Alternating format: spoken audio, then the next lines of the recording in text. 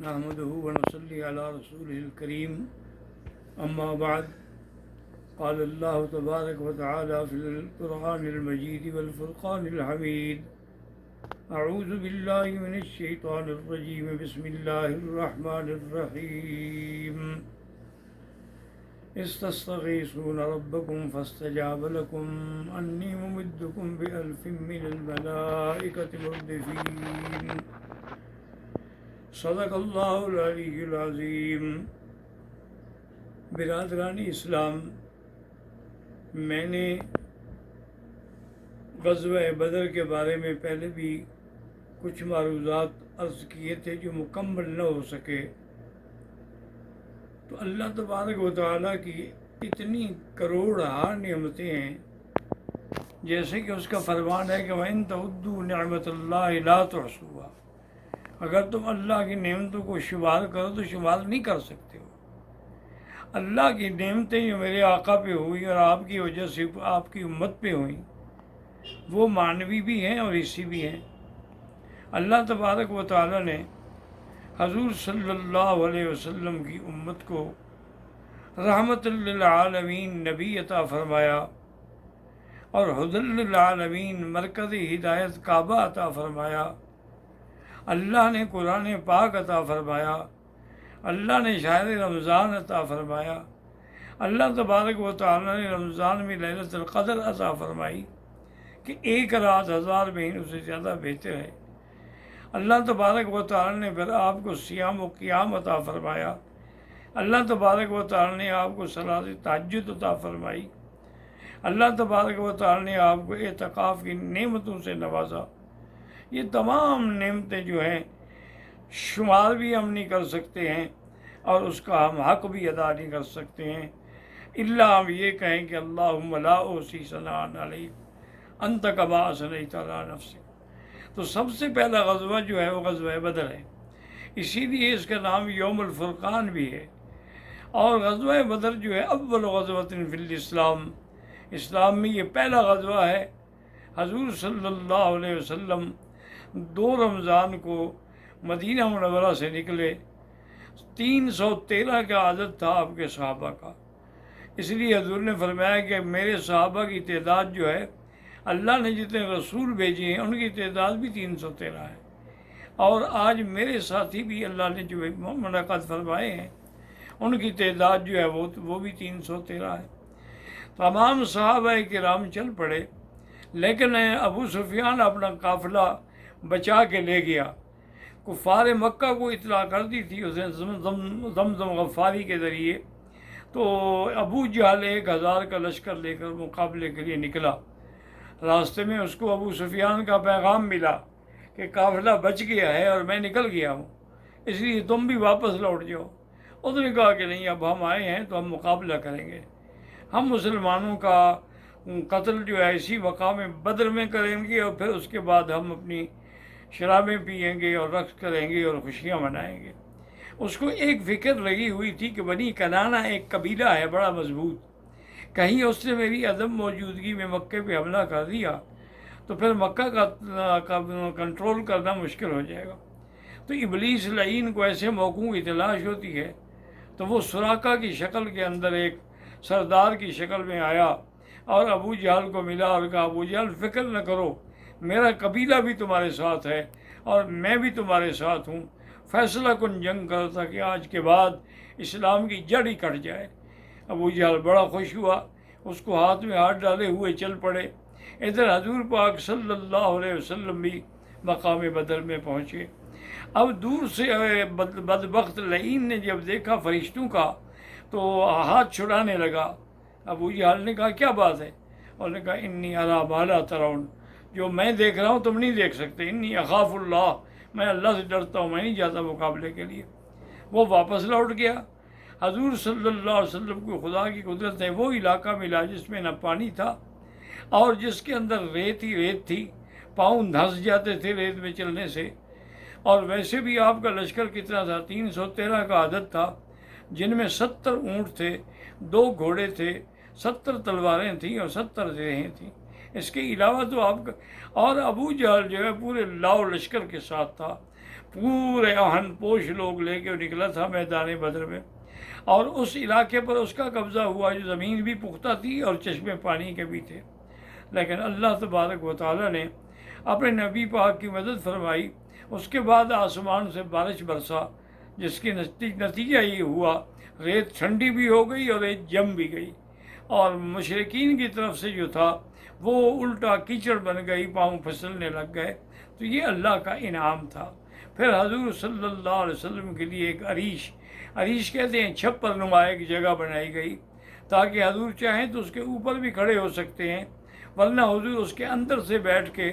اپنے مجاہدین کو دیکھتے رہیں گے اور ہدایات جاری کرتے رہیں گے۔ اب مسئلہ یہ تھا کہ بھی عریش پر پہرے دینے کے لیے کس کو منتخب کیا جائے، تو سیدنا ابو بکر صدیق نے تمام صحابہ سے کہا کہ یہ کام میں کروں گا، اور آپ تلوار پکڑ کے عریش کے دروازے پہ آ کے کھڑے ہو گئے پہرا دینے کے لیے۔ حضور صلی اللہ علیہ وسلم دیکھ رہے ہیں اور دعائیں مانگ رہے ہیں اللہ سے دعائیں، اور اتنی آپ نے دعائیں مانگی کہ کھڑے کھڑے آپ کی چادر 3 دفعہ کندھے سے گر گئی، اور اللہ تبارک و تعالیٰ سے حضور نے دعا کہ اللہم انجزنی ما وعدتنی، اللہم انجزنی ما وعدتنی، اللہم ان تہلک ہذہ العصابۃ لا تعبد، کہ یا اللہ میری ایک چھوٹی سی جماعت ہے، اگر یہ بھی ہلاک ہو گئی تو پھر تیرا نام لیوا بھی دنیا میں کوئی باقی نہیں رہے گا۔ حضور اور یہ جنگ بدر کا عجیب موقع ہے، آپ سوچ نہیں سکتے، یعنی بھائی کے مقابلے، حضرت علی کے مقابلے پہ عقیل ہیں، حضرت حمزہ کے مقابلے پہ عباس ہیں، حضرت عبد الرحمن حضرت ابو بکر کے مقابلے میں ان کا بیٹا عبد الرحمن ہے، یعنی باپ بیٹا بھائی کے مقابلے پہ کھڑا ہوا ہے۔ اور اس کے بعد یہ ہے کہ حضور صلی اللہ علیہ وسلم دعائیں مانگتے ہوئے باہر نکلے، اور آپ نے فرمایا ابشر یا ابو بکر تمہیں مبارک ہو، ھذا جبریل عطاکا، یہ جبریل آیا ہوا ہے، اس نے زرہ بھی پہنی ہوئی ہے، اس کا مطلب ہے کہ وہ ہماری مدد کے لیے اترا ہے میدان جنگ میں۔ تو اللہ تبارک و تعالیٰ کی شان سے تو وہ مقابلہ تھا، اور دونوں فوجوں کا آپس میں سامنا آمنا تھا۔ حضور صلی اللہ علیہ وسلم کے صحابہ اس شان سے نکلے جیسے کسی نے کہا تھا کہ یہ خود دار ماؤں کے گودوں کے پالے،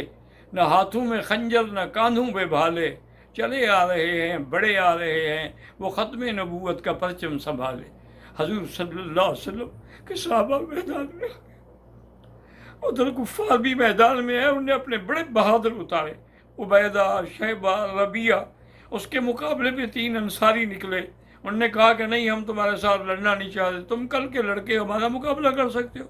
ہمارے مقابلے کے لیے حضور سے کہیں کہ قریش سے کوئی پہلوان بھیجیں۔ پھر اللہ کے نبی نے حکم دیا، حضرت علی رضی اللہ عنہ،